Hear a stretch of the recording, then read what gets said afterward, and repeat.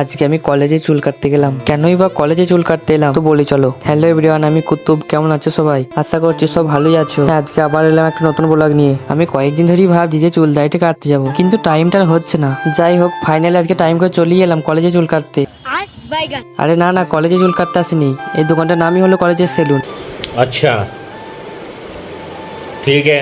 যাই হোক, ভিতরে আসতেই দেখি যে একজনে চুল দাড়িটা সেভ করছে, আর লাইনে দু তিনজনে বসেও আছে। আর আমাকে দেখে অমিতদা দাঁতের ফাঁকে হাসিটা কেমন দিল দেখো।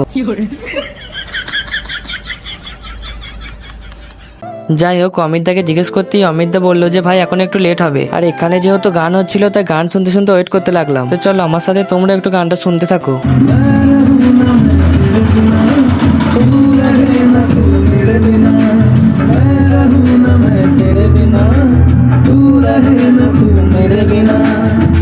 যাই হোক, কিছুক্ষণ বসে থাকার পর আমার লাইনটা চলে আসে, তাই আমিও বসে পড়ি চুল কাটতে।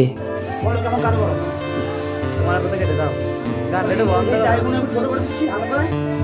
আর এটা শুনলে এই জায়গাটা বড় থাকতে আলাদা করে, হ্যাঁ? শুরু করি।